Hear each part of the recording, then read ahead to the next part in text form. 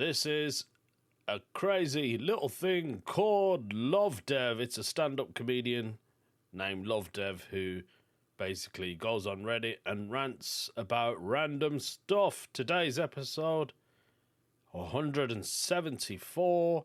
You need permission.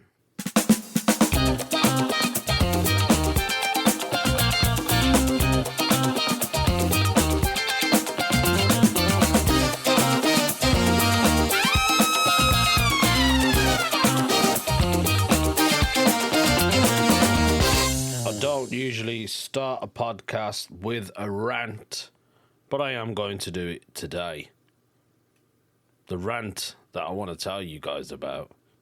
I've been doing this comedy game for over 20 years now. 20 years is a long time. When I first started, I used to record my sets on a dictaphone. That's how long ago it was. I bet half of you don't even know what a dictaphone is. I don't even know what happened to that dictaphone, to be honest with you. No idea. So, after that, I started recording it on my phone, my little videos. And now, obviously, I'm getting better in the comedy game. It takes a good few years to find your feet.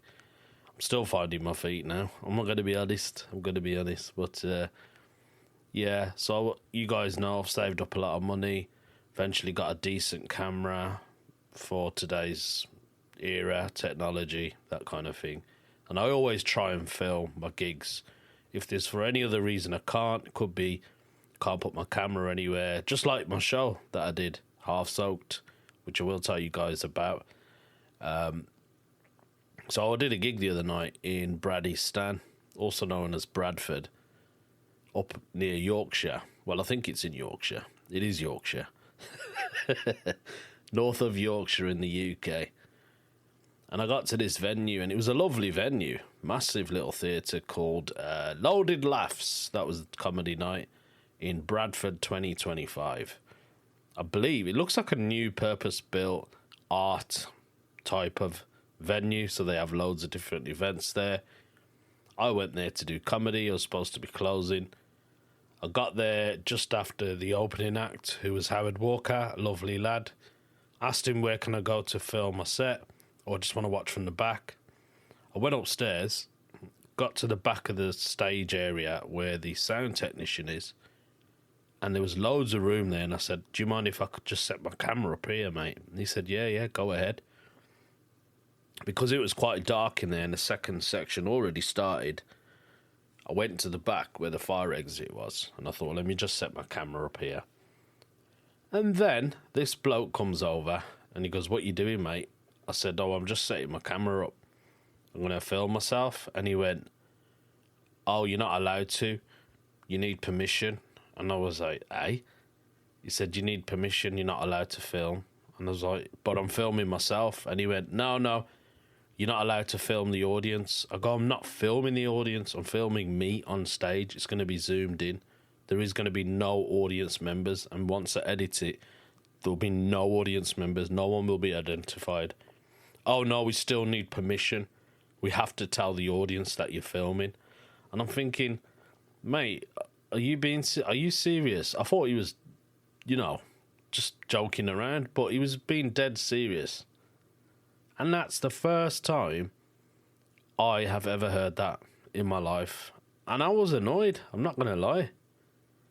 Because I had a great gig, and, I thought, there's a couple of clips I could have used in there when I was on stage that night. But, overall, the gig was great. I had a couple of people that came to see me, a few fans that have seen me before in Bradford.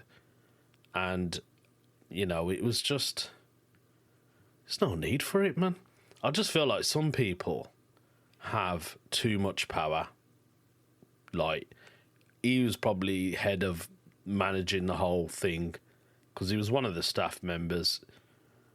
He had like a walkie-talkie. Obviously, that makes him really important. He had a lanyard, also makes him important. And he had a cap, which probably showed his authority. But there was no need for it. Do you know what I mean? Like, I actually spoke to the MC who runs the night and books it, and he was like, mate, I film myself on my phone. And I was like, yeah, but what's the issue with me? Like, I didn't get it at all. It was proper annoying. Proper annoying. Which actually brings me on to another bit that I wanted to do on Ask Reddit, right? Someone's put this up, is Select Craft. And I saw this and I thought, you know what? This is that person. The question is put down is, what's a widely respected job or profession that's actually full of narcissists and power-hungry weirdos? He's one of them. That guy, I don't know what his name is. I don't even care if he listens to this podcast episode, because he'll know, oh, maybe I shouldn't have been that harsh, or, you know, if it is the case that we need permission to film. He said we had to put it in writing as well. I had to ask for permission, which is the weirdest thing, isn't it? Why do I need permission, mate? Like, seriously. I said, I've been doing this job for 20 years, and this is the first time I've ever heard this. And I just looked at him and I thought, you know what? All right, whatever. He's one of them power-hungry weirdos, isn't he? Medical field is another one. Reddit mods, somebody's put down. That's hilarious. There are a few Reddit mods. I asked a couple of Reddit forums that if I could ask if it's okay for me to use some people's questions, I'll message them. One person got really power hungry. Oh, you're not allowed to do that. I'm going to report you to Reddit. You're not allowed to do that. I'm thinking, mate, I asked you nicely. Like, you know, see you next Tuesday. There's no need for that. There are people power hungry in this job, unfortunately. Promoters are very similar. Some of them are just too power hungry. Think they own the frigging world. That's the problem. Every job has a power hungry person, doesn't it? I think so.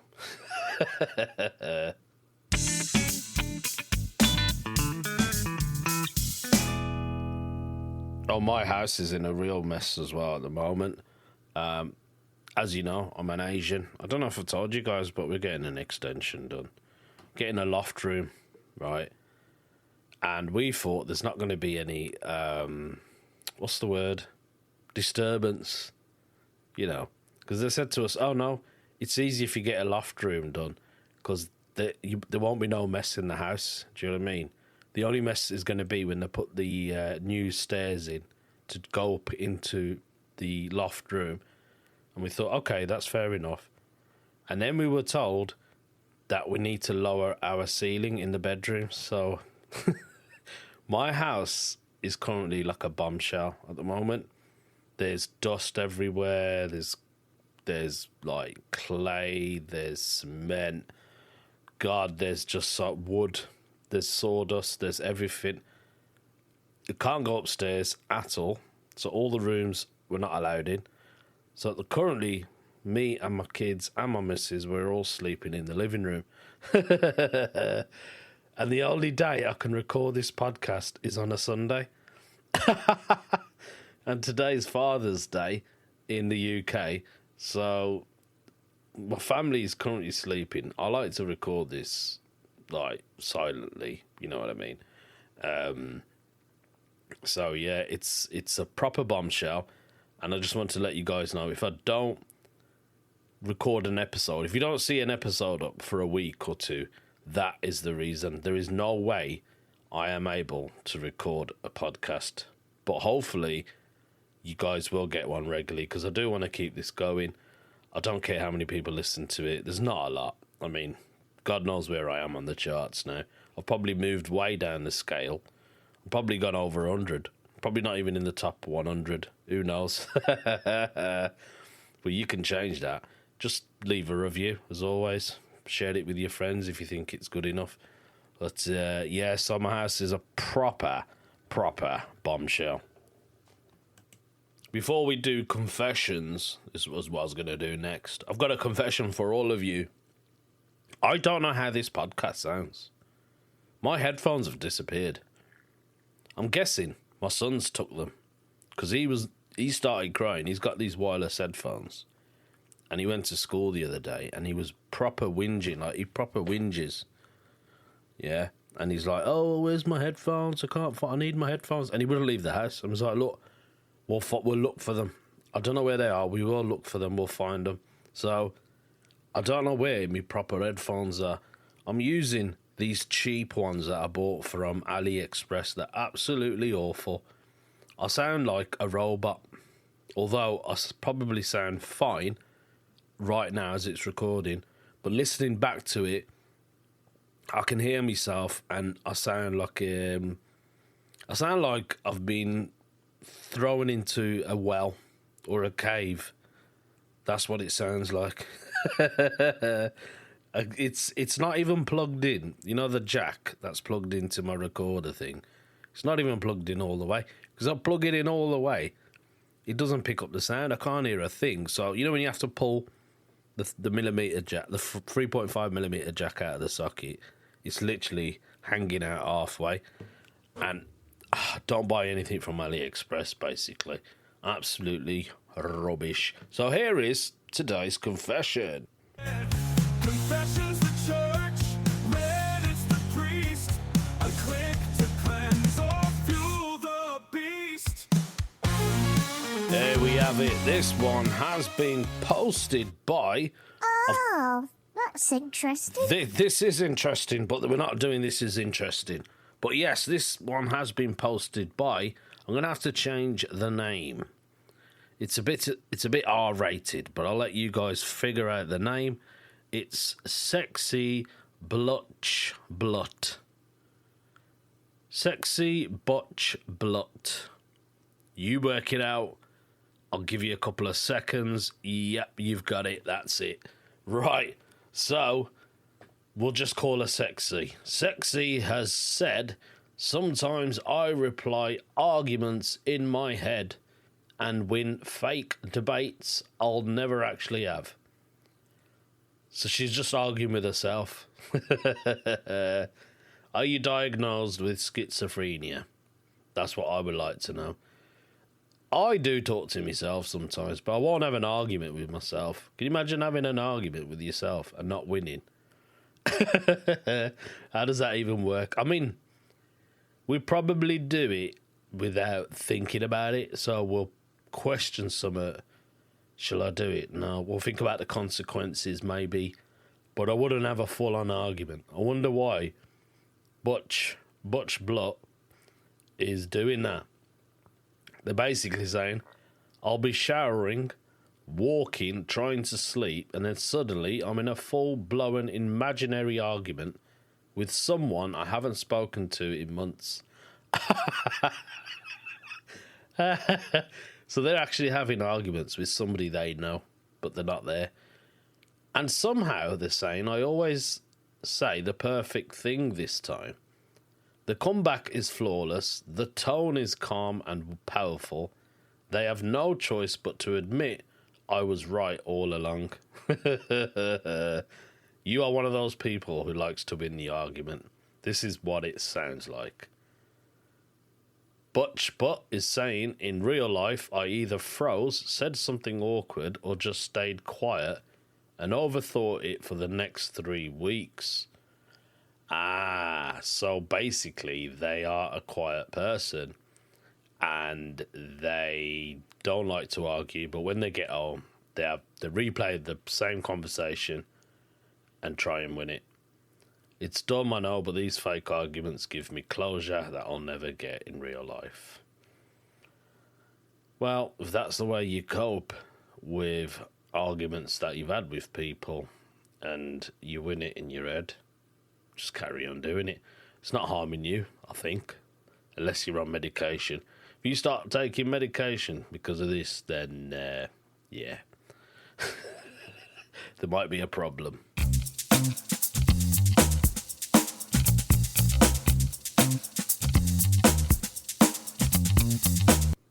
So I should tell you guys about my Rik Mayall Comedy Festival. Do you know what? It's been. I feel like I've told you all, but I haven't. I can't have because it was last week, so you don't know what happened. Those of you who couldn't make it to the show, that's sorry about that, but I think you missed a very unique bonkers night of comedy. Absolutely, it was proper bonkers. I got to the Droitwich where the festival was being held. There was a lot of promotion. There was like flags around. There was stalls set up. When I got to the main high street, it's not a very big high street. Droitwich isn't a very big town, but there was a lot of people there, and it was good to see lots of other stuff going on. Like, I could see a few other venues. There were queues outside it, people hanging out, drinking. There was people walking around. You could see there were performers with the way they were dressed. And that was a really nice feel. It was like kind of like a drop of the Edinburgh Fringe Festival. That's what it felt like a little tiny drop of that. And it was just nice to see. It was nice and calm and nice and relaxed. That's the type of festivals I enjoy. So I got to the venue. It was the Star and Garter, which is like the end of the high street. And I walked in and I was like, what's going on in here? They had music on. There was a DJ and there was like loads of people in there. And they were drunk, and I thought, oh my God, am I performing to these lot? I didn't know what was going on. I met the landlord. His name was Dave. He was lovely. Dave welcomed me around. He offered me a drink, which was nice. He told me, he apologised straight away. I don't know why, but then obviously I knew why he had to apologise. He said there was a funeral for someone local, and they all decided to go to his pub afterwards to have the wake, you know, to have a little drink and celebrate that person's life, which is absolutely fine. That's why the DJ was there. There was about 40 or 50 people in that room. They were all drunk, and then one of them was like, are you the comedian, are you? I'm like, yeah, I'm the comedian. I'm doing my show. Oh, good. We're looking forward to it. I thought, oh, great. Half of them are going to be in there. So what happened was I looked at my phone. Before I left, I sold 27 tickets. And about 30 minutes before I was due to go on stage, I looked and it said 33. And I thought, wow, I've sold 33 tickets. That's brilliant. But with the people that were already in there, I don't know where the people sat to came to see me. Like, there was a few that were already there before they see me at other gigs, so they came to see my show.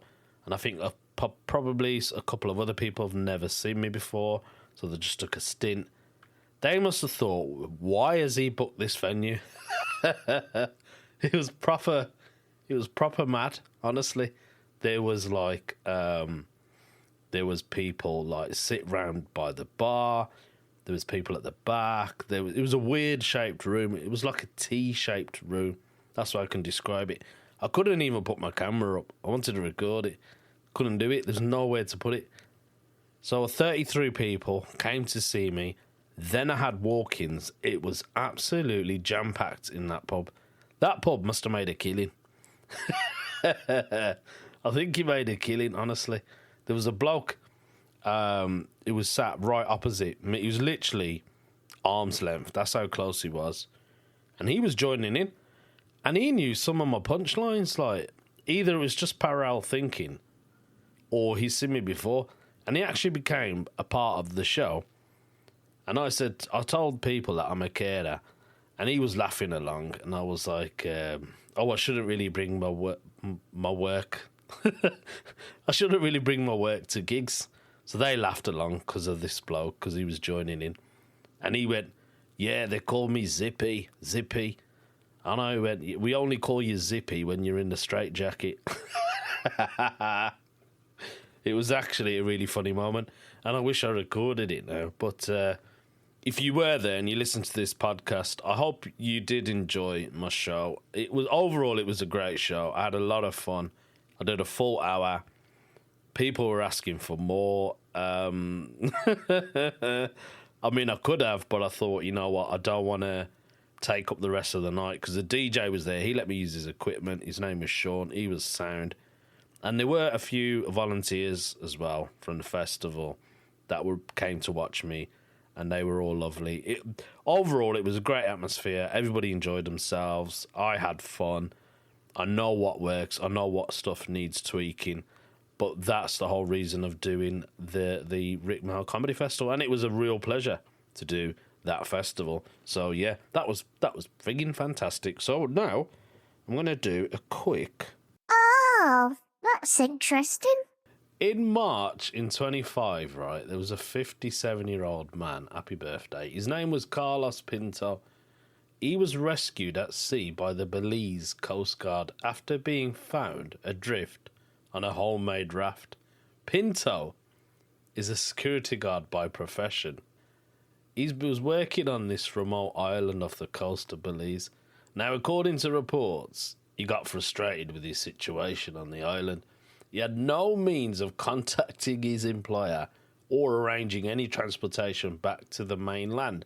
So rather than waiting for help, Pinto literally took matters into his own hands. He gathered materials from the island and then he constructed a makeshift raft.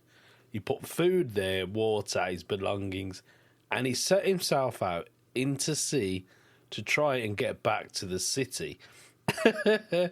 I mean, it's not clear how long he was adrift, but eventually got spotted and rescued by the Belize Coast Guard. Officials confirmed that Pinto was found in a stable condition and was safely brought back to land. The full details of why he left the island has not been publicly explained. There is no indication of the time of any criminal wrongdoing or abandonment by his employer, but the incident did raise questions about communication, safety procedures for workers stationed on a remote island. The Belize Coast Guard stated that while such incidents are rare, they highlight the need for better emergency protocols and more reliable communication systems in isolated workplaces. Pinto himself did not make a statement about why he did it. He just got fed up. Didn't want to call his boss. Well, he couldn't. Just made a little boat and thought, I'm going back home. Brilliant. The story did receive attention in the local media and it just spread internationally. But due to the unusual circumstances surrounding his departure and rescue, it reminds the importance of access to communication and support workers in very remote areas. If there's no satellites there, how do you do it? Well, there is satellites, isn't there? They're up in the air. Radio signals, I mean. That is a worry, though. What if something happened to him? His boss would never know. Working on a little tiny island. Crazy.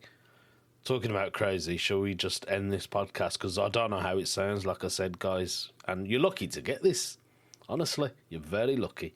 Let's finish with a weird news story.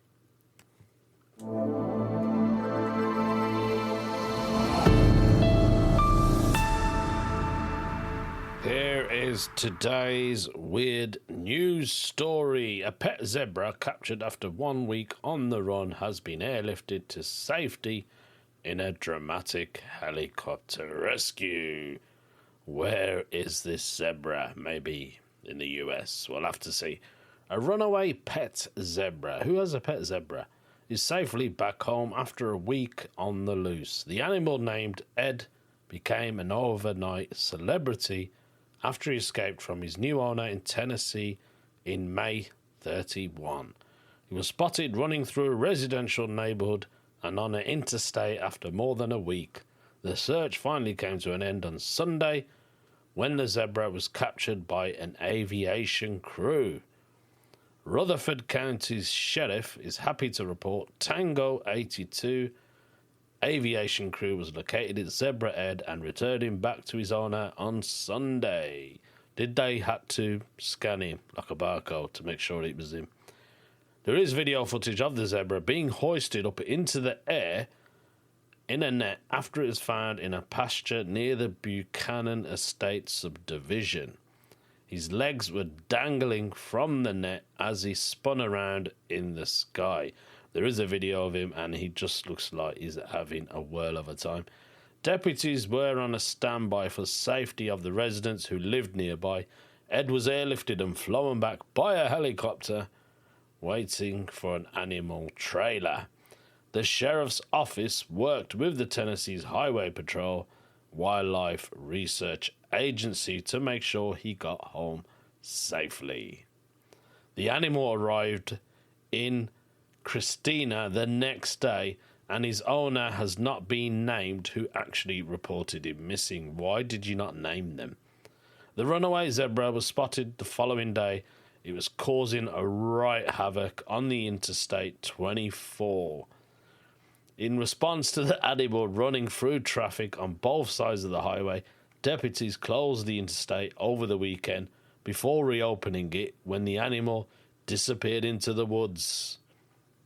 He was running out there, man. I don't even blame him. The zebra's disappearance subsequent search captured the internet's attention as he roamed free. Some people shared sightings of the galloping zebra online, while others created memes featuring the animal. According to Tennesseans, it's legal to own a zebra as a pet in Tennessee, which clarifies them as Class 3 animals and they don't require any special permits. However, the Library of Congress notes that zebras' unpredictable nature and tendency to attack from being good candidates for domestication. Oh, we actually had a runaway bull in Birmingham last week gone. Yeah, there was a bull spotted in Birmingham where I live. It wasn't the bull of Brum, but it could have been. He looked absolutely beautiful. And he was found running around somewhere in Brum, causing havoc. But he was very calm. And apparently the police captured him. And he is now in a sanctuary, which is lovely. So he's been saved. Somebody was going to use him to make beef burgers and steak.